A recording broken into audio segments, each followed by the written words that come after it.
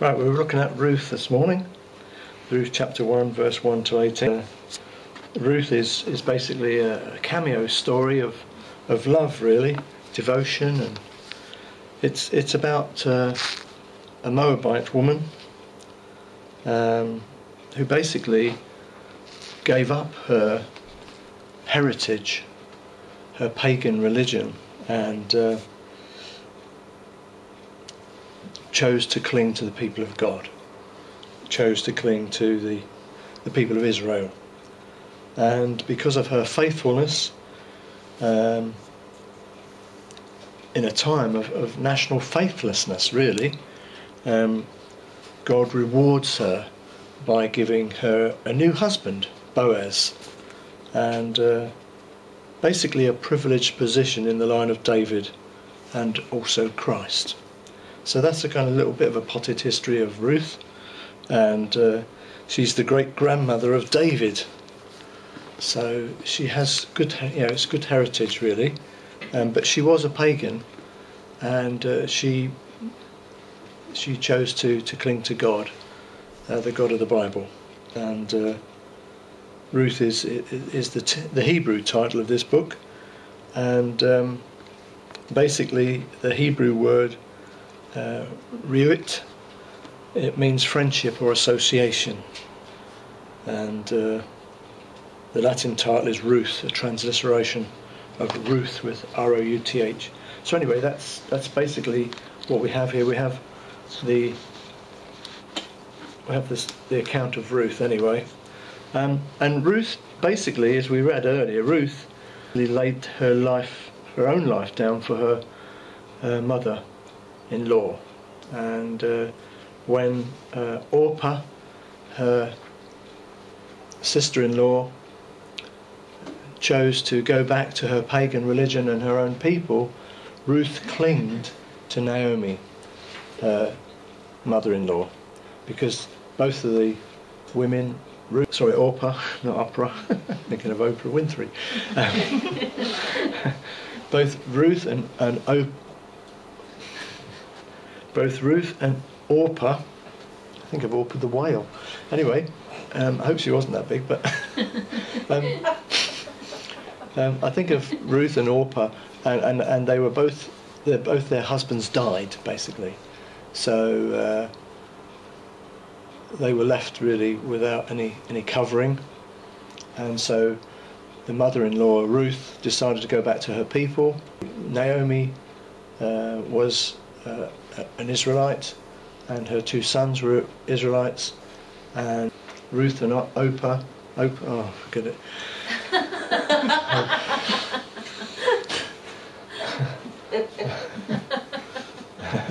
Orpah, that's the one. So when Ruth and Orpah got married, then the husbands died. So then it was just Naomi, the daughters-in-law. They were left, all three of them. Naomi's husband had died, and Ruth and Orpah had both, their husbands had died. So all three of them then went back to Naomi's parentage, Naomi's people, the Israelites.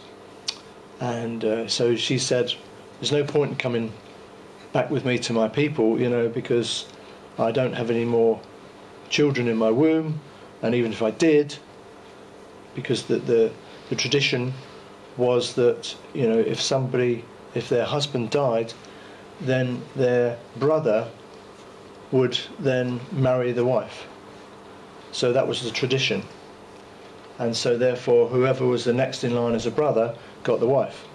Bit of a strange situation the way we would see it today, but in those days, we're talking women were very much goods and chattels, and they also needed to be covered and to looked after, because this was not, friendly days in Milton Keynes. This was a time of great peril, and unless you had someone, a man looking after you, a warrior man looking after you in those days, you could be in real trouble. And certainly you wouldn't have any food, probably you wouldn't be able to have anywhere to stay, and you would literally be an outcast, you'd be on your own. So this is a time when it was very difficult, and not having a husband was not a good place to be. So Naomi said to them, look, you go back to your homelands, go back to Moabite country, go back to Moab where you were born and where your family are, and go back and throw yourself on the mercy of those, because your husbands have died. And Orpah decided to go back, so she clung to her pagan religion and her people, went back. But Ruth clung to Naomi. She said, no, I'm not going anywhere. And the account says what she did, what she said there, which is quite interesting. And it says here in verse of chapter 1, verse 14, it says, then they lifted up their voices and wept again. So they're all crying. And Orpah kissed her mother-in-law goodbye, in a sense. But Ruth clinged to her. And she said, Naomi said to her, look, your sister-in-law has gone back to her people and to her gods, little g. Return after your sister-in-law. Best you go back as well. But Ruth said, entreat me not to leave you, or to turn back from the following after you, for wherever you go, I will go, and wherever you lodge, I will lodge. Your people shall be my people, and your God, my God. Where you die, I will die, and there will I be buried. The Lord do so to me, and more also, if anything but death parts you and me. And when Naomi saw that she was determined to go with her, she stopped speaking to her. She kind of gave up on it, because obviously Ruth wasn't going anywhere. And the rest of it is history. But basically, this is a story, an account of Ruth's devotion and faithfulness, and her choice to follow the God of Naomi, which is the God of the Bible, which is the one true God that we worship. And in so doing, gave her an inheritance through God, and she became part of the ancestry of King David. She was great-grandmother to King David, and she also therefore came into the line of Christ. So she's obviously someone who would then be would come into biblical teaching, and she is blessed in that sense that she's always remembered. So it's something to remember, that it's all about love, really. It's about Ruth laying down her life for Naomi, and choosing to go the way of Naomi and the God of the Bible, rather than go back to her own people and her own religion. And something like that happens today. Sometimes we have people that are Muslim or another faith, and they have to make a choice to follow God. And I mean, the God channels go out now right around the world. We're currently reaching over 90 people with our YouTube videos, and there will be people around that have contacted me already. There are people around that have to make a real choice to follow the God of the Bible, because it's not the God that they are actually brought up with. It's not the God that they serve normally through their culture and through their parentage. And historically they are serving foreign gods. They are serving little g gods. Although we believe there is only one true God, one God and Father of all, and many religions look to that God, but unless we come to God through Jesus Christ, we know that that is not the right way to God, and it may not be the right God that people are serving. It's not the God of the Bible. And so, as far as we're concerned, there's only one way to God, and it makes Christianity very exclusive.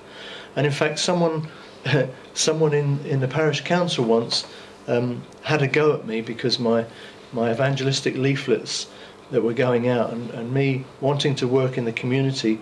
The reason we were not able to work in the community at that time and work with people of various faiths, she said, is that we were too exclusive, meaning that there was only one way to God as far as we were concerned, and that could offend people. Well, unfortunately, that is what the Bible tells me. That's what the God of the Bible is all about, as far as I'm concerned.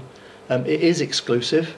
It's what makes everything, it's what makes Christianity different from other religions, in that there is only one true way to get to God, and that's through his Son Jesus Christ. All religions is about what you do for God, Whereas with Christianity, it's about what God did for you. That is the big difference. It's about Jesus Christ. And so what we have here is a lineage of Christ. We have someone who chooses to follow the God of the Bible. And it comes through love. Have you noticed that?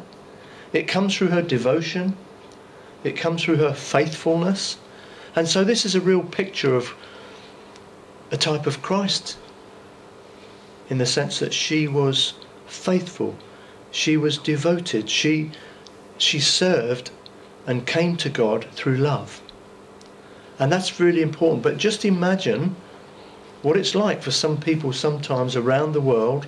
They have to make a choice sometimes to leave their own people and the gods that they served to follow Christ. Now, for us in this country at the moment, we are not under too much persecution, and it's relatively simple.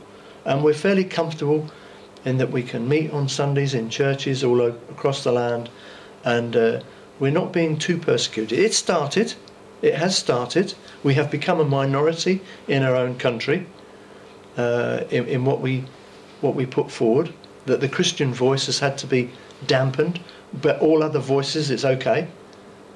And so the persecution has already started very subtly, through law, through taking the Bible out of schools. They're even taking Christ out of Christmas. You know, how absurd. And this is what we're doing. All the time it's eroding the fact that, you know, there is only one God and there is only one way to God through Jesus Christ. And as a Christian nation, that has been eroded now. We can no longer call ourselves a Christian nation. We are a people who are of mixed race and mixed religion, mixed culture, and the persecution has started from other faiths, non-faiths, agnostics, atheists, whatever. And the downgrading of Christianity in this country has happened a long time ago, and it's gradually building up speed. So much so that we only won one vote to keep our own freedom of speech about our own religion, so that we could actually speak out and say what I'm saying today. We lost it by one, we gained it by one vote. That could go the other way another time. I believe that God is in control, but, you know, we have never been told we will not be persecuted. In fact, Christ says, they persecuted me, they're surely going to persecute you. So it's something we need to be aware of. And these people around the world, even today, when they might hear my video and want to follow the God of the Bible and want to be recognising that this is a God of love, not a God of war. This is a God of love, and Christ came as a gift to mankind, a love gift to his people, to draw them back to himself. And so people in that situation have to make a choice, and when they are drawn by the love of God, it means that it pulls them out of their own culture and circumstances, and that's unfortunate, and it must be incredibly difficult for people. So just have a prayer for those kind of people. Imagine what's going on in the world today. Amen? Yeah, just think about that.